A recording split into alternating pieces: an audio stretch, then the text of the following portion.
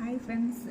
பசங்களுக்கு நம்ம வந்து கொடுக்குற காசை வந்து எப்படி சேவ் பண்ணுறதுன்னு சொல்லிட்டு நம்ம சின்ன குழந்தைங்கள்லேருந்தே நம்ம அந்த பழக்கத்தை ஏற்படுத்தியிருந்தோம்னா பசங்க வந்து சேவ் பண்ணுவாங்க. சேவிங்ஸ் வந்து ரொம்ப முக்கியமான ஒரு விஷயம். என்னடா இது மியூசிக்கோட ஆரம்பிக்கிறாங்கன்னு பார்க்குறீங்களா? இது என் பையன் சேவ் பண்ண உண்டிங்க. இது உண்டியில் எவ்வளோ சேவ் பண்ணியிருக்கான்னு பார்ப்போம். ஓப்பன் பண்ணுடா. எத்தனை மாதமாடா சேவ் பண்ணுற? 3 மந்த்தாக சேவ் பண்ணியிருக்கானா. அவங்க அப்பா கொடுக்குற பேட்டாவை அவன் ஈவினிங் ஸ்நாக்ஸ் போக மீதியை வந்து சேவ் பண்ணியிருக்கிறான். பார்ப்போம் எவ்வளோ இருக்குன்னு பார்ப்போமா.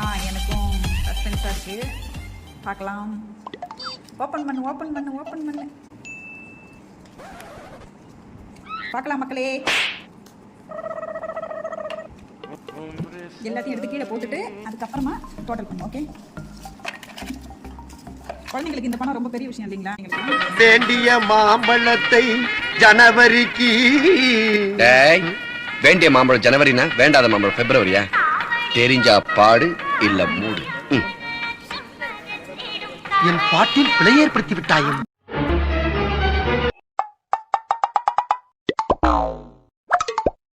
காசு கம்மியாக தான் இருக்குது. அப்பா எடுத்துருக்குண்டா. எங்கடா காணும்? ரொம்ப நாளாக ஆச்சு. எடுக்கவே இல்லை காசு. 500 நோட்லாம் வச்சேன். இல்லை அது கொடுத்துட்டு யார்கிட்ட கொடுத்தா? அது பேங்க்கில் கொடுத்துச்சு. எப்போ கொடுத்து போட்டா? அப்பா ஆல்ரெடி 2000 தரணும். அது அப்பா எனக்காக ஒரு பேங்க் வச்சுருக்காங்க போஸ்ட் ஆஃபீஸில். அது 50,000 இருக்கும். இது சேர்த்தா 52,000. 2000 போட்டாங்களா? 2000 அப்பா கொடுத்துருக்காங்க. எனக்கு தராமல் அதில் போட்டாங்க. எனக்கு தராமல் அப்புறம் எங்களுக்கு கம்மியாக தான் இருக்கும். அப்புறம் 2000 கொடுத்துட்டு நீங்கள் சொல்லுங்கள். நான் எப்பயோ கொடுத்துட்டேன். ஹாய் மக்களே. இது வந்து 3 மந்த்துக்கு என் பையன் சேவ் பண்ண பணம் 600 சேவ் பண்ணியிருக்கான். நாங்கள் ஒரு நாளைக்கு 20 ருபீஸ் தான் பேட்டா அவனுக்கு கொடுப்போம். அந்த 20 ருபீஸ் அதுவும் ஸ்நாக்ஸ் வாங்கிறதுக்காக அவங்க டேடி கொடுக்குறது. பட் அதுலேருந்து அவன் வந்து 10, 15, 20 இப்படின்னு சொல்லிட்டு டெய்லி சேவ் பண்ணி இது வந்து ஒரு 570 ருபீஸ் இருக்குது இதில்.